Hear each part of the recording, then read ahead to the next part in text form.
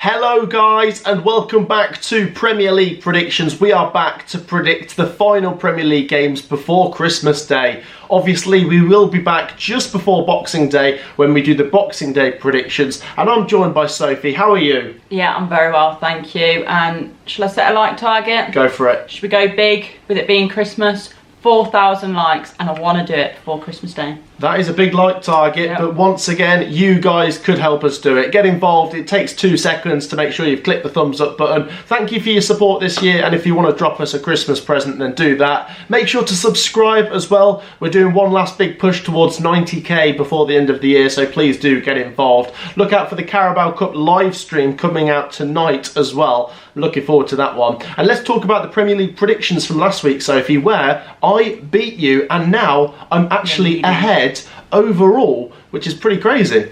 Yeah, considering I'm meant to be better in the Premier League, I'm not really living up to that, so I need to turn it around. Yeah, you might have to. Do share your thoughts down below in the comments, guys. Get your predictions down there. Let's start with the predictions at Villa Park, Sophie. Aston Villa take on Manchester City. This is a difficult one, isn't it? Manchester City not in good form, but they are such a good team that you think they're eventually going to turn it around. It's just when. Yeah. They lost late on dramatically to Manchester United last week, but you can draw comparisons to Aston Villa conceding 2 goals in the final 3 minutes against Nottingham Forest last week. This is difficult. Surely Man City are going to win at some point, but I'm going to say no. They look flimsy, they look disorganised without Rodri, they look vulnerable, and at Villa Park, if they can get those home fans rocking, Villa win this 2-1. Okay, I'm going to say a draw. It nearly paid off last time where I went for a 1-1 in the Manchester derby. I went a bit early with my message to you, and then Ahmad seemed to score a few seconds later.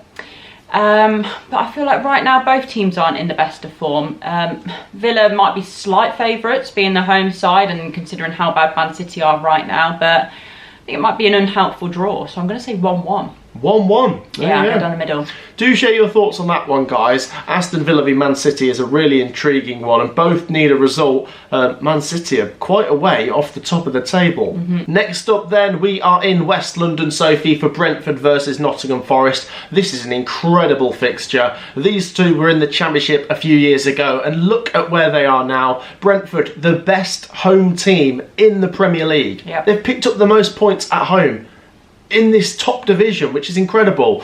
Nottingham Forest, though, are 4th in the table overall, and they've just beaten Manchester United and Aston Villa. And they look so good. They've been tight at the back, but they've got threats going forwards. By the way, we didn't mention Emi Martinez's save last week. Yeah, I don't actually know how he made that. What a save! What a save! So this one's incredibly difficult. Brentford, like I say, they are 1st in the home table, 19th in the away table. Yeah, weird. But Forest are so good. I don't want to sit on the fence. I'm not going to. I'm going to go absolutely bold here. Brentford 2, Nottingham Forest 3. I'm backing the Reds. I'm backing them. As well. Yeah, do you know what? I feel like, although Nottingham Forest have had a great season so far and have beaten some of the best teams in the Premier League right now, with Liverpool being one, if they get a win here at Brentford, I think that's another big statement. Of course it is, yeah. But some people might be like, it's only beaten Brentford. They are insane at home so far this season, so to get a win there would really be something. That's why I'm going to back Brentford. I think they're going to continue their home form. I think Nottingham Forest are going to get close. I think it might be a draw up until late on, and then I feel like Brentford might nick it, and almost the reverse that they did to Aston Villa I think is going to happen to them. So 2-1 to the Bees. There you go. I think I'm just factoring in as well that Brentford have played in the Carabao Cup in midweek. They've had to go up to Newcastle and back, so it's just quite a bit of travelling, I guess. Share your thoughts though, guys. That is 2 very good teams. Next up, Sophie, 2 teams with very good wins last week. Ipswich Town and Newcastle United. Let's start with the home team. Wow, Ipswich Town. What a win. That 94th minute winner in a 6-pointer like that might be what saves them at the end of the season. Incredible. And I'm so happy for the Ipswich fans because they've been really unlucky and unfortunate in some recent games. They've conceded late goals against Bournemouth, and this time the shoe was on the other foot. Ipswich haven't won at home yet, and they've got some difficult games coming over Christmas, so they need a result. But Newcastle, they absolutely blew Leicester away last time, and Jacob Murphy could have scored about 10 goals. Yeah. Honestly, they could have won that 20-0. Newcastle are favourites, but I try and be supportive of the teams that are down at the bottom, and I reckon Ipswich might get something. I'll go for a 1-1 draw. Wow. A little bit like Spurs, Newcastle, they might now back that unreal result with like a draw. Well, I don't think they'll go on to lose at Ipswich, but I don't think it'd be that shocking if they were now to draw their next game. I'm not going to go for it though. I do feel like they're going to have enough quality to get the win at Portman Road. So I'm going to say a fairly close game, closer than the Leicester one anyway, 2-1 to Newcastle United. Yeah, I feel like Ipswich could give them a game, but I don't think they're going to get anything from it points-wise. Yeah, do share your thoughts on that one down below, guys. Big game for both. If Newcastle can win this, all of a sudden they're back in the race for the top 4 and stuff. I don't know, yeah, Newcastle might still have a really good end to this season, and as for Ipswich, if they can get any result, it'll help them close the gap on the teams above the bottom 3. Next up, Sophie, we go to the London Stadium as West Ham take on Brighton. West Ham United snatched a draw from the jaws of victory on Monday night, scored in the 88th minute with a penalty, and conceded a minute later. Great free kick though. It's a great goal from Enis Unal, to be fair. But West Ham have picked up a couple of decent results lately. I wonder if they get another result here, are we starting to say Lopetegui in? Yeah, maybe. It's still not massively convincing where they are in the table, and if they lose this, there'll be negativity there again. That said, I don't think West Ham will lose this. I know Brighton might be slight favourites, but their results are very patchy. Yeah, recently, defensively, they've looked poor. And Lewis Dunk I really rate, but I think this season he's been woeful. Yeah, and Crystal Palace cut them open like a cake. Sarr got a couple of goals, didn't he? So let's go for a Christmas draw. They both get something, they shake hands, they walk away, 1-1. Yeah, I'm going for the same. It's weird because I do like Brighton. I think they can play some really nice football, but as I've said, defensively, I'm watching like, what are you doing? And West Ham, they might have turned a slight corner. I'd say a point is actually helpful right now against a solid team on paper. So maybe it's a good time to play Brighton right now, and I feel like West Ham more than capable of getting a draw right now.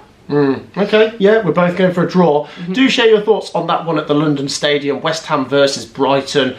Brighton got to go back to winning ways if they're going to turn that form around, and West Ham just getting results where they can. Next up, we go to Selhurst Park, where Crystal Palace take on Arsenal. So this week, Palace are away to Arsenal and at home to Arsenal, and Arsenal are at home to Palace and away to Palace, playing each other twice this week. I'm not sure what bearing the Carabao Cup game has on this one. Yeah, I don't know. Ultimately, Sophie, Crystal Palace, they've been good lately. They've been really good in the Premier League. You know, they beat Brighton. What was it? They beat Ipswich. They drew with Man City. And Arsenal 0-0 against Everton last time. I'm a bit puzzled by that. Yeah, I am as well. And it does seem that if Saka isn't having like an amazing game, it seems like Arsenal then don't have an amazing game. Which I'm not saying they're a one-man team, but he's the star man. As well is a crucial player. But he's like, stats-wise, he's not unreal, and his influence on the game isn't as pivotal as Saka for me. Ultimately, Everton are a good defensive team, and Arsenal have a lot of joy from corners and set pieces, but it might not have worked against a defensive team like Everton. As for this one, I might go for a draw. Arsenal are favourites, but they're dropping points here and there. So let's go Palace 1, Arsenal 1. I'll go 2-2. I think there could be a few goals in this one. I know Arsenal don't concede many goals, but right now the form that Palace are in, I think they're capable of scoring a couple of goals, which could make it a really entertaining game actually, because then obviously Arsenal will have to come out and really attack them. So I think it could be a pretty open game, this one. I got some stick last time for only saying that Arsenal would win 1-0 against Everton, and actually they didn't even get one goal. So if you want to apologise in the comments, that'd be great. You probably won't now that we've only backed you to draw, but hey ho, you're not in amazing form right now, and Palace have turned a corner away to Palace. It's a difficult game. Yeah, to be fair, look, it's possible that underdogs could win. I think Arsenal might get the result, but we're going for a draw. Do share your thoughts. Next up we go to Goodison Park, where Everton take on Chelsea. This is a tricky one because I always want to try and respect Everton's decent results because they beat Wolves 4-0, they drew with Arsenal 0-0. But can they stop Chelsea now? Because Chelsea... Winning. Chelsea are winning and winning and winning. Yeah. And like you say, they are in the title race. Yeah. I wonder what could happen to Chelsea if Cole Palmer got injured. I'm not saying they're a one-man team, but he is a massive influence on everything good that comes out of Chelsea. They'll be without Cucurella. They will. But that's probably a good thing, isn't it? Bambi on ice. Maresca's done a good job this year. I think they find a way. I'm sorry, Everton. I like Everton as well. What a good result that was last week for Everton. But I'm going for Chelsea. Everton 1, Chelsea 2. Yeah, I'm going to say 2-0 Chelsea, actually. I think they might keep a clean sheet here, which would be massive. But, yeah, right now, Nicholas Jackson is having a good season for them. You've already mentioned Cole Palmer. Enzo Fernandez is playing well recently. So they've got a few players that are putting in good performances consistently, which is what they needed. And I think Maresca is getting the best out of these players. And don't get me wrong, I know they've spent so much money, but it seems to be clicking now. So yeah, I can't see Chelsea not getting the win here. 2-0. Yeah, they've been really impressive, haven't they? You've got to give them credit. So yeah, no one saw that coming. I mean, if you think back to the summer, everyone thought it'll be Man City versus Arsenal for the title again. Yeah. And now look at like Liverpool and Chelsea. Two new managers. Nottingham Forest. New to the Prem. Yeah. Brentford. Do share your thoughts on that down below, guys, the title race. Next up we go to West London as Fulham take on Southampton. Managerless Southampton at the time of recording this. Pretty straightforward home win, surely. Fulham. Heavy. I like Fulham. I like Marco Silva. I really like Fulham thinking about it. I really like Fulham. I'm going to go 3-1 Fulham. I'm not sure what to think of Southampton now Russell Martin's not there. Ultimately, they won't have had a lot of time without him, so they'll probably play similar football and make the same mistakes. But it will be interesting to see what a new manager does to this team and how he's going to try and set them up. Either way, Fulham win this one for me, 3-1. Yeah, I mean, right now, Southampton are without a manager, so I don't see them getting anything from this game at all. Fulham are looking very, very good. Surely, there's only one way this goes. That's in favour of Fulham, 3-0. 3-0. Yeah, well, you go for the clean sheet as well. Yeah, I can understand why. They've been so good this season, haven't they?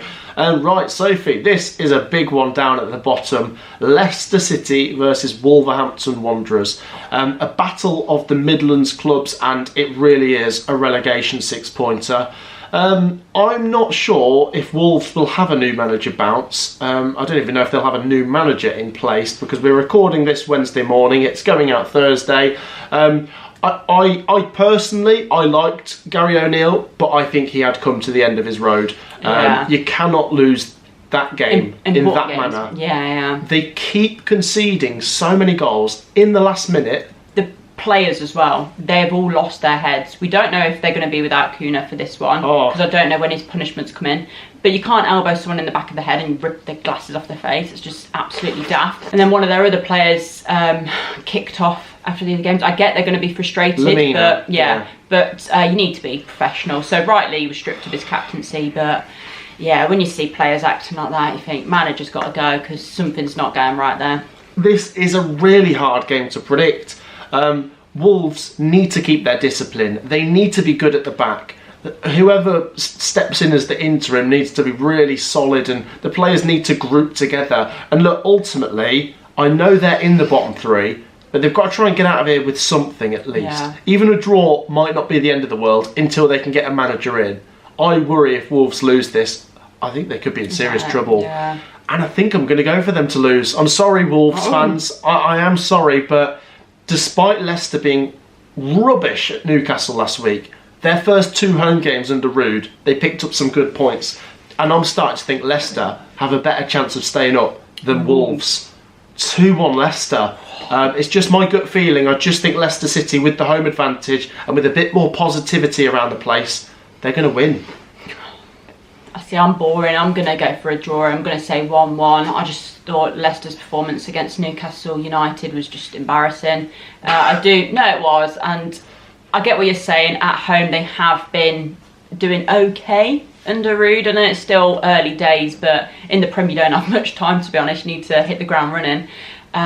So you hope that whoever comes in at Wolves will do the same. I don't even know who's definitely going to go there at the moment, but I think they're going to be managerless for this fixture. Might be better than having Gary O'Neill there, so 1-1. 1-1. A question to the Wolves fans, by the way. Do you think this downward trend through 2024 stems back to the FA Cup quarter-final? Yeah. And I'm not trying to make it all about Coventry. No, genuinely, it did seem to go after that, because they were doing all right, and then after that, their form just dropped right off, didn't it? I feel quite guilty. I don't. On to the next one. Manchester United take on AFC Bournemouth.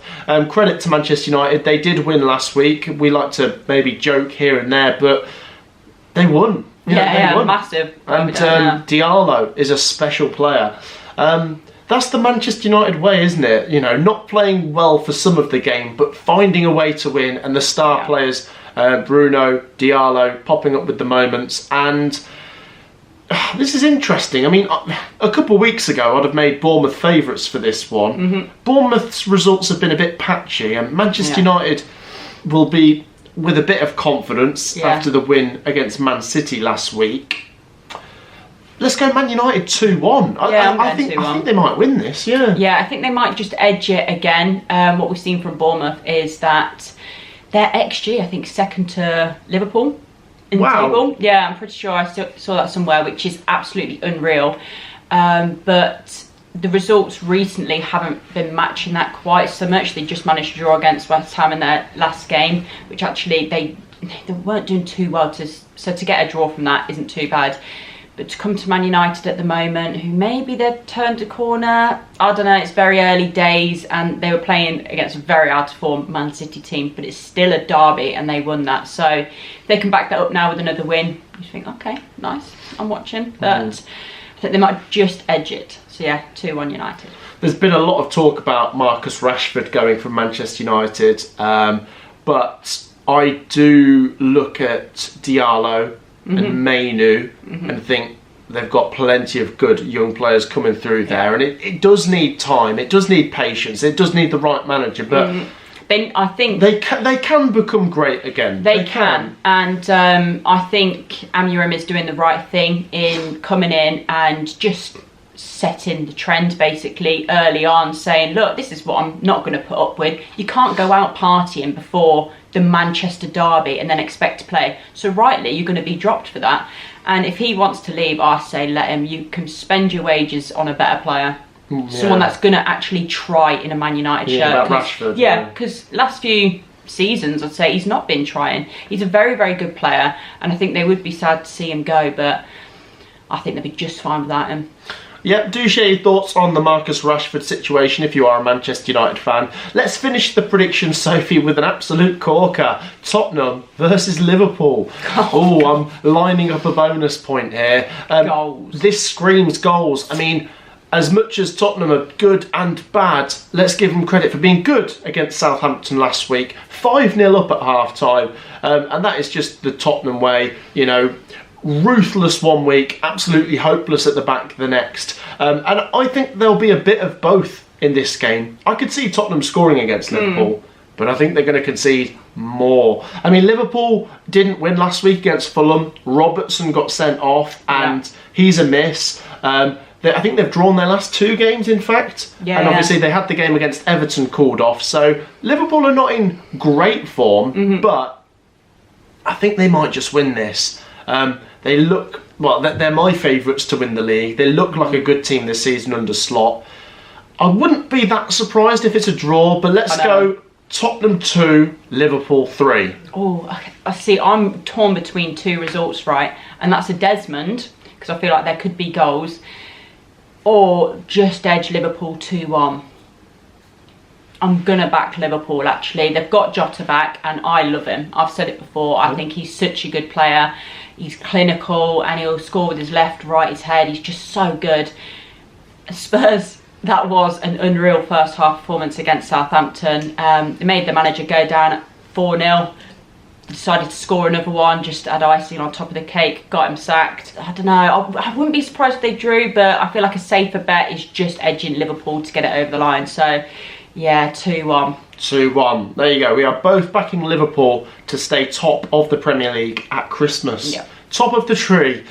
Do share your thoughts down below, guys. That is our predictions for another week. Like I say, look out for the predictions coming on Monday for Boxing Day's games, and your support would be appreciated over the Christmas period. We're going to be very busy, so please make sure you've dropped a like, make sure you have subscribed. A massive thank you, Sophie, for joining me. You're welcome. And we will see if Sophie can overtake me now in the predictions. We'll see you in the next one. Peace out.